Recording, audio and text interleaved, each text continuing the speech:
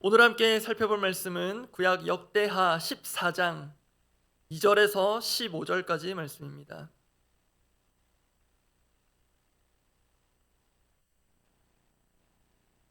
역대하 14장 2절에서 15절 끝절까지 말씀 함께 읽을 텐데요. 나중에 함께 나눌 메시지 주된 부분은 전반부를 가지고 말씀을 나누려고 합니다.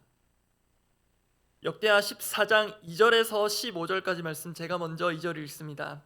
아사가 그의 하나님 여호와 보시기에 선과 정의를 행하여 이방 제단과 산당을 없애고 주상을 깨뜨리며 아세라상을 찍고 유다 사람에게 명하여 그 조상들의 하나님 여호와를 찾게 하며 그의 율법과 명령을 행하게 하고 또 유다 모든 성읍에서 산당과 태양상을 없애매 나라가 그 앞에서 평안함을 누리니라. 여호와께서 아사에게 평안을 주셨으므로 그 땅이 평안하여 여러 해 싸움이 없은지라. 그가 견고한 성읍들을 유다에 건축하니라. 아사가 일찍이 유다 사람에게 이르되 우리가 우리 하나님 여호와를 찾았으므로 이 땅이 아직 우리 앞에 있나니 우리가 이 성읍들을 건축하고 그 주위에 성곽과 망대와 문과 빗장을 만들자. 우리가 주를 찾았으므로 주께서 우리 사방에 평안을 주셨느니라 하고 이에 그들이 성읍을 형통하게 건축하였더라. 아사의 군대는 유다 중에서 큰 방패와 창을 잡는 자가 30만 명이요 베냐민 중에서 작은 방패를 잡으며 활을 당기는 자가 28만 명이라. 그들은 다 큰 용사였더라. 구스 사람 세라가 그들을 치려하여 군사 100만 명과 병거 300대를 거느리고 마레사에 이르매 아사가 마주 나가서 마레사의 스바다 골짜기에 전열을 갖추고 아사가 그의 하나님 여호와께 부르짖어 이르되 여호와여, 힘이 강한 자와 약한 자 사이에는 주밖에 도와주리가 없사오니 우리 하나님 여호와여, 우리를 도우소서. 우리가 주를 의지하오며 이름을 의탁하옵고 이 많은 무리를 치러 왔나이다. 여호와여, 주는 우리 하나님이시오니 원하건대 사람이 주를 이기지 못하게 하옵소서 하였더니 여호와께서 구스 사람들을 아사와 유다 사람들 앞에서 치시니 구스 사람들이 도망하는지라. 아사와 그와 함께한 백성이 구스 사람들을 추격하여 그랄까지 이르매 이에 구스 사람들이 엎드러지고 살아남은 자가 없었으니 이는 여호와 앞에서와 그의 군대 앞에서 패망하였습니다. 노력한 물건이 매우 많았더라. 여호와께서 그랄 사면 모든 성읍 백성을 두렵게 하시니 무리가 그의 모든 성읍을 치고 그 가운데에 있는 많은 물건을 노략하고 또 짐승 지키는 천막을 치고 양과 낙타를 많이 이끌고 예루살렘으로 돌아왔더라. 오늘부터 3일간은 남유다 아비야를 이어 왕이 된 아사 왕이 통치한 시대를 살펴봅니다. 역대기 저자는 이 아사 왕에 대한 기록을 상당히 비중 있게 다룹니다. 실제로 아사 왕의 통치 기간이 무려 41년이 되기도 하지만 이 아사에 대한 기록을 분량만 놓고 비교해도 역대기서는 열왕기서에 비해 거의 3배에 가깝습니다. 그만큼 역대기 저자는 지금 역대기의 1차 독자라 할 수 있는 포로기한 공동체에게 이 아사 시대의 역사가 주는 의미가 크다고 본 것 같습니다. 그런데 이 아사왕 시대의 이야기는 역대기의 1차 독자뿐만이 아니라 그들과 상당한 간격이 있는 오늘 우리에게도 요긴한 부분이 많아 보입니다. 그 중에서 오늘 주목하고자 하는 한 가지 요소가 있는데요, 바로 평안입니다. 아사왕이 통치한 시대는 일명 평안의 시대, 평안시대라고 할 만합니다. 역대기 저자는 아사왕의 기록을 시작하면서부터 그 통치 초기의 10년을 평안의 시대로 규정합니다. 어제 본문 마지막 구절이었는데요, 역대하 14장 1절을 제가 읽어드립니다. 아비야가 그의 조상들과 함께 누움에 다윗성에 장사되고 그의 아들 아사가 대신하여 왕이 되니, 그 시대 첫 표현이 그의 시대에 그의 땅이 10년 동안 평안하니라.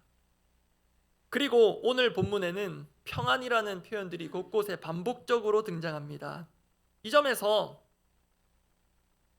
오늘 우리가 사는 시대를 이 평안이라는 것과 관련해서 간단히 한번 진단해 보고자 합니다. 질문도 간단합니다. 여러분 보실 때 우리가 사는 이 시대는 평안의 시대입니까? 아니면 불안의 시대입니까? 한국 사회를 일명 피로 사회로 진단한 바 있는 한병철 교수는 후속작이라고 할 수 있는 책의 제목을 불안 사회라 했습니다. 사실 이 불안 사회라는 표현은 한병철 교수가 처음 사용한 것도 아니고, 또 이 불안이라는 것은 사람에게나 또 사람들이 이루는 사회에나 보편적인 것이라고도 할 수 있습니다. 이제는 그런 시대가 아닌, 사회가 아닌 사람인 나 자신에게 물어봅니다. 여러분, 지금 우리 각자는, 나 자신은 평안합니까? 아니면 불안합니까?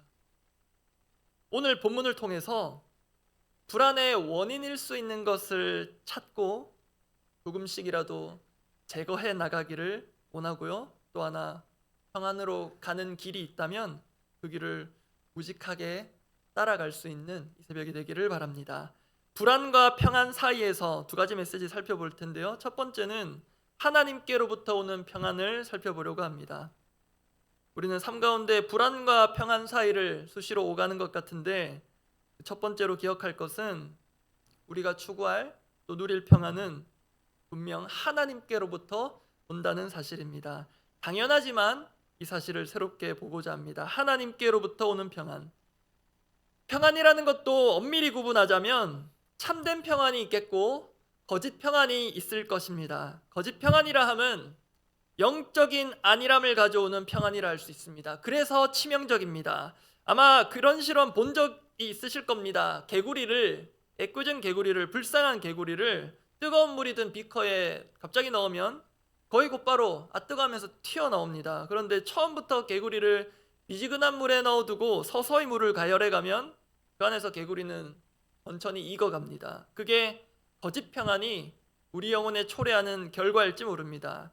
그에 반해서 참된 평안은 불안에 쪼그라져가는 듯한 우리를 다시 살려냅니다. 왜냐하면 앞서 말씀드린 대로 성경적으로 참된 평안이라는 것은 우리를 살리는 하나님께로부터, 또 그분께로부터만 오는 것이기 때문입니다. 사실 너무나도 당연한 사실이지만 매번 새롭게 발견되어야 할 이 사실, 본문 6절에서 확인됩니다. 오늘 보면 역대하 14장 6절 말씀 제가 읽어드립니다.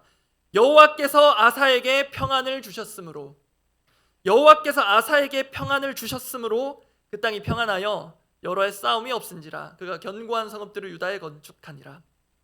여기서 한글상으로는 평안이 두 번 나옵니다. 똑같이 평안으로 번역되었지만 히브리 원문상으로는 조금 다른 단어입니다. 중간에 있는 평안은 그 의미상 일반적인 평안으로 보셔도 되겠습니다.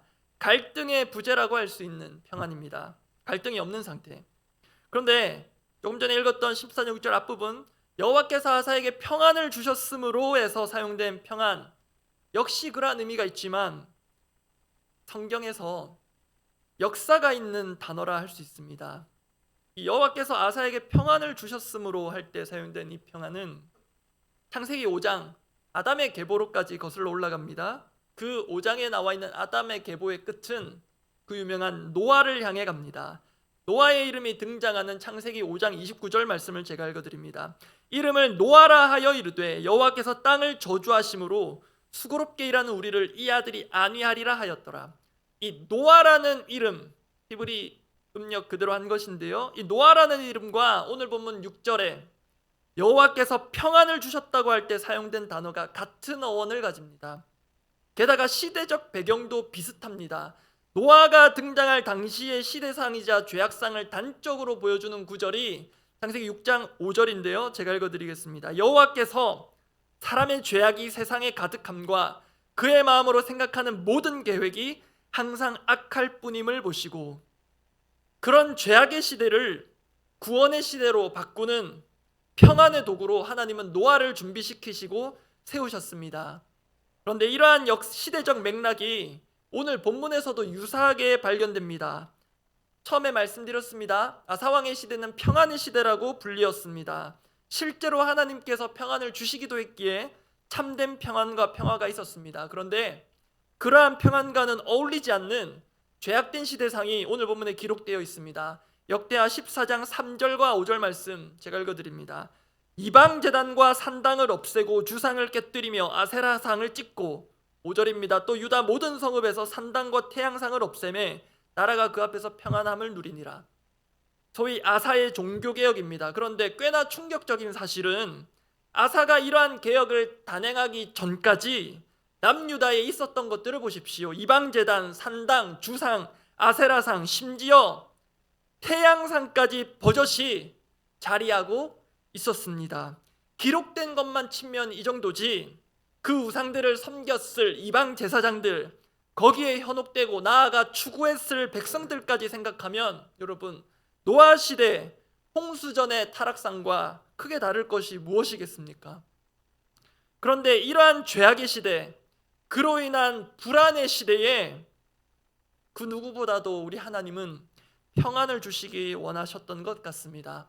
역대하 14장 6절을 제가 다시 읽어드립니다. 여호와께서 아사에게 평안을 주셨으므로 실은 평안이 없는 죄악으로 가득한 그 시대였는데도 하나님은 평안을 주시길 원하셨습니다. 그래서 그 땅이 평안해집니다.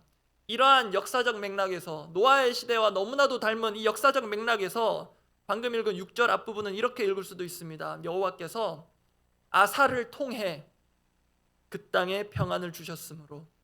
실제로 그러했습니다. 그래서 하나님께로부터 오는 평안이라는 것은 어느 날 하늘로부터 감 떨어지듯 툭 떨어지는 것이 아닙니다. 많은 경우 평안이 부재하고 불안과 죄악이 가득한 세상에 찾아오는 것이기에 하나님은 그 평안을 사람을 통해서 보내주실 때가 많습니다. 그 존재를 일찌감치 창세기 3장에 나왔던 용어로 한다면 여자의 후손입니다. 그 후손의 대를 이어가는 역사상의 많은 사람들이 시대적으로 평안이 부재할 때마다 존재했고 하나님께서 세우시고 보내셨습니다. 단연 그 절정은 우리 예수님입니다. 에베소서 2장 16절 말씀입니다. 다 같이 한번 읽어보겠습니다. 또 십자가로 이 둘을 한 몸으로 하나님과 화목하게 하려 하심이라. 원수된 것을 십자가로 소멸하시고. 앞서 평안은 갈등의 부재라 했습니다. 갈등이 없는 상태. 무엇보다도 하나님과 우리 사이의 평안을 앗아가는 그 죄로 인한 갈등, 장애물이라 할까요? 에베소서 기록상 원수된 것, 그것을 제거하고 소멸시키는, 완전히 소멸시키는 유일한 분이 우리 주 예수 그리스도이십니다. 역사상 최고의 평안의 사도이시며 유일무이한 피스메이커이십니다. 그 예수님을 따르는 제자, 또 닮아가는 제자라면, 그런 제자로 살아가길 원한다면 우리가 속한 곳에서도 그러한 평안의 향기가 나타날 것입니다. 그렇게 하나님께로부터 오는 평안이자, 조금 넘밀히 말하면 하나님께로부터 사람을 통해 주어지는 평안이 오늘 이 새벽을 깨운 우리 각 사람을 통해 오늘 구현되는 은혜가 있기를 바랍니다. 두 번째입니다. 불안과 평안 사이에서 두 번째는 자기개혁에서 시작되는 평안입니다. 앞서 이 평안이라는 것이 분명 하나님께로부터 오는 것이고 하나님께서 특별히 세우시는 사람을 통해서도 오는 것인데요, 또 한편에서는 자기개혁에서 참된 평안이 시작되는 면이 있습니다. 앞서 하나님께로부터 오는 평안이라는 것이 그냥 어느 날 하늘에서 갑자기 땅에 떨어지는 것이 아니라 했습니다. 희생을 통한 평안입니다. 그 단순하고도 심오함이 예수 그리스도의 십자가에서 발견됩니다. 그런데 예수님께는 그것을 숭고한 자기 희생이라 해야 되겠지만, 또 우리도 그러한 삶을 살아야 되겠지만, 그 전에 연약한 또 완악한 우리에게 필요한 것이 있는데요, 그게 바로 자기 개혁입니다. 자신을 멋들어지게 희생시키기 전에 우리는 우리 스스로부터 개혁해야 될 사람입니다. 이 점은 어제 본문과 오늘 본문을 연결해서 볼 때 발견됩니다.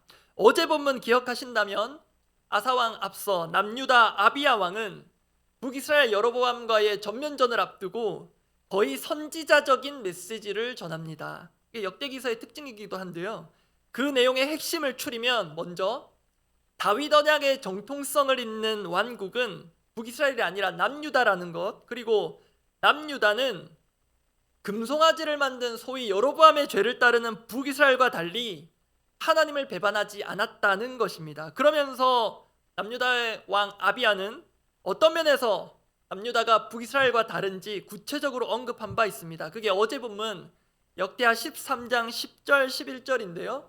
그들이 어떻게 하나님을 섬겼는지 제가 조금 속도감 있게 읽어드리겠습니다. 우리에게는 여호와께서 우리 하나님이 되시니 우리가 그를 배반하지 아니하였고 여호와를 섬기는 제사장들이 있으니 아론의 자손이요 또 레위 사람들이 수종들어 매일 아침 저녁으로 여호와 앞에 번제를 드리며 분향하며 또 깨끗한 상에 진설병을 놓고 또 금 등잔대가 있어 그 등에 저녁마다 불을 켜나니 우리는 우리 하나님 여호와의 계명을 지키나 너희는 그를 배반하였느니라.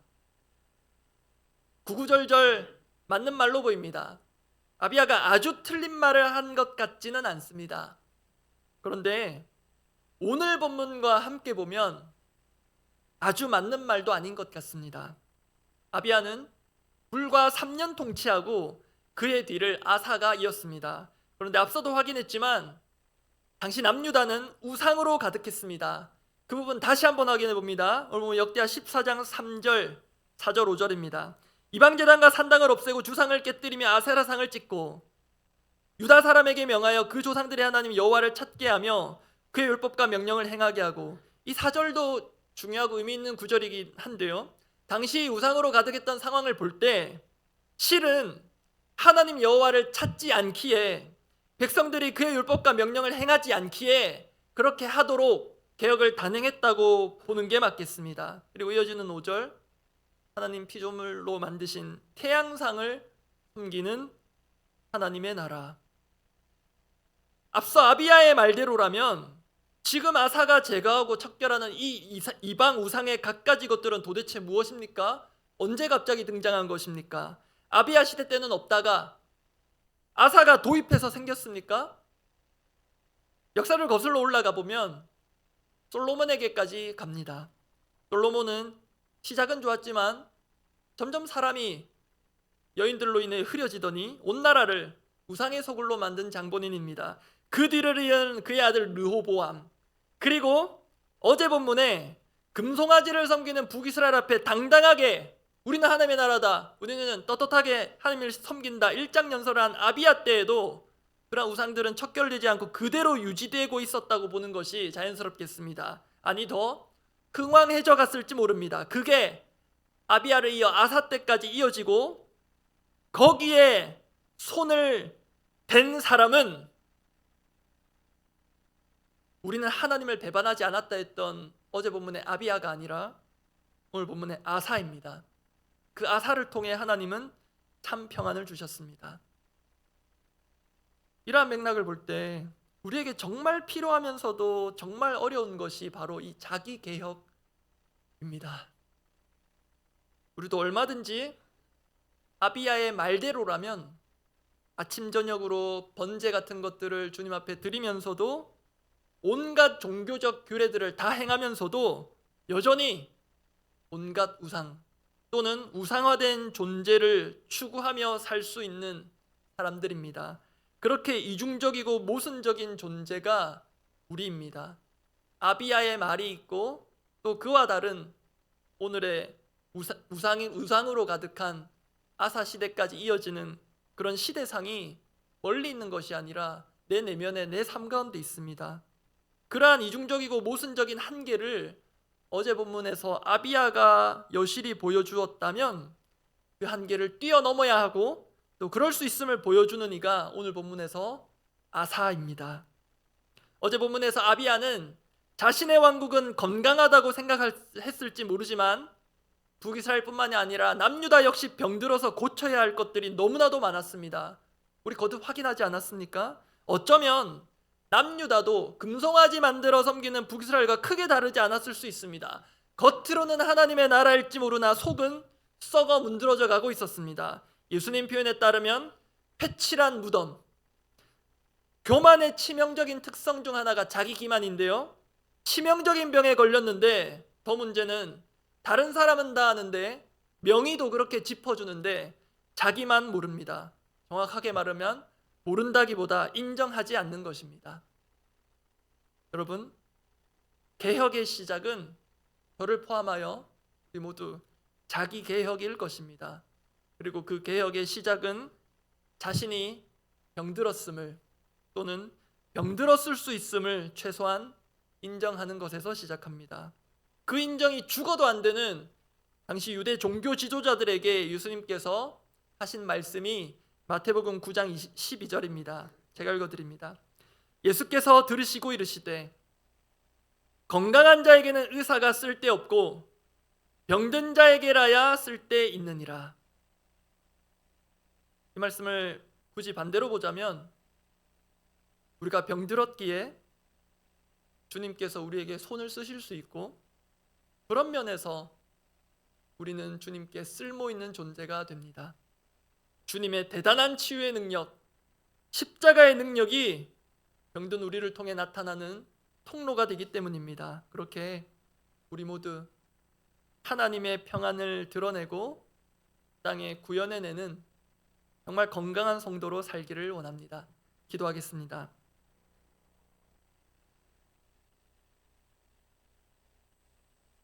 오늘 다루지는 않았지만 사사왕의 총 3장에 걸친 기록 가운데 중요한 표현이 있는데요. 그게 주를 찾다, 하나님을 찾다라는 표현입니다. 14장, 역대하 14장, 15장, 16장 3장에 걸쳐서 총 9번 하나님을 찾는다라는 표현이 나오는데 그중 오늘 본문에 있었던 한 구절을 읽고 기도하고자 합니다.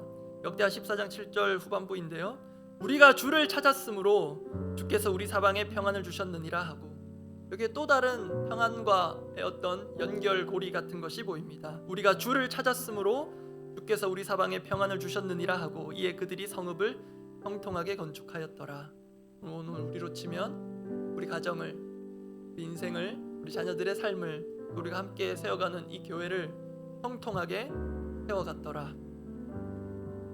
그 출발점을 보면서 우리 기도 제목이 이렇습니다.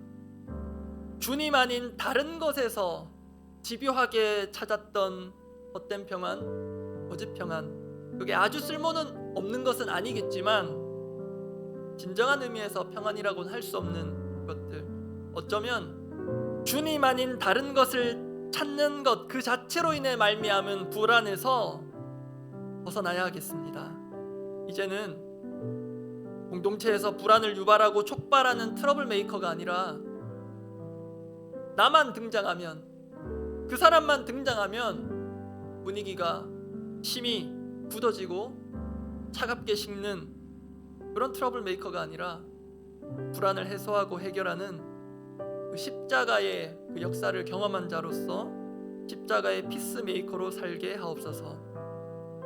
지금 나와 계신 모든 분들, 저는 하나님을 찾는 사람이라 생각합니다. 이 자리에 안 계신 분들도 마찬가지입니다. 그런데 생각하지 못한 시점에 우리에게 병균 같은 것이 들어온다면, 또 그것을 인정한다면 생각보다 하나님을 그렇게 진지하게 찾지 않고 부지런히 찾지 않을 수도 있겠다는 경각심이 듭니다. 사실 거기서 오는 것이 우리 영혼의 불안일 것입니다. 그런데 또 우리는 불안하면 하나님 외의 것을 부지런히 찾아가는 습관이 있습니다. 이것이 악순환입니다. 하나님을 찾는다고 생각하지만 실은 영혼을 실어서 하나님을 찾지 않고, 그래서 찾아오는 불안인데 역시 하나님 찾지 않고 하나님 외의 것들을 찾아가며 해결하려는 이 악순환, 주님 조금씩 끊어가기로 원합니다. 그 하루가 되기로 원합니다. 함께 기도하겠습니다. 하나님 아버지, 하나님께로부터 오는 평안이며 그 하나님이 우리의 평안이 되시는데, 주님 그것이 우리 머릿속에 하나의 공식처럼만 자리 잡고 실은 지금 내 마음에 안정을 주고 평안함을 주는 것은 하나님이 아닌 다른 것이 있다면, 주님 그렇게 우리 가운데 거짓 평안과 영적 안일함을 가져다주는 우상 같은 것들을 주여 오늘 이 시간에도 우리 마음 가운데에서 밀어내어 주시고 성정상을 뒤집어 엎으신 것처럼 우리의 마음을 다시 한번 뒤집어 엎으사 괜찮아 보이지만 회칠한 무덤처럼 덮여있는 우리 안에 온갖 것들, 척결되어야 하고 제거되어야 하는 것들 주님 보게 하시고, 그것들 하나님과의 갈등을 일으키고 마찰을 불러일으키는 그 모든 십자가의 원수된 것들 주님 제거될 때에만 비로소 맞이하는 그 평안 우리가 누리게 하여 주시옵소서. 하늘에서 뚝 떨어지는 평안이 아니라 자신이 친히 이 땅에 내려오사 십자가의 원수된 모든 것을 소멸하사 우리를 하나님과 화목케 하시고 평안케 하신 그 주님의 심오하고도 위대한 십자가의 희생을 기억합니다. 오늘도 그렇게 십자가 진 사람을 통하여서 공동체의 갈등을 해결하고 해소하실 하나님 기대합니다. 힘든 그 자기 희생의 길이지만 자신을 먼저 개혁함과 아울러 공동체를 위해 그렇게 자신을 십자가의 제물로 기꺼이 내어드리는 귀한 피스메이커 같은 자들을 일으켜 주시옵소서. 세상은 힘으로 평화를 찾아오려고 하지만 우리는 십자가의 능력으로 그 미련한 자기 부인의 길로 참된 하나님의 평화를 가져오는 우리 믿음의 사람들 되게 하여 주시옵소서. 우리 공동의 기도 제목을 두고 기도하겠습니다.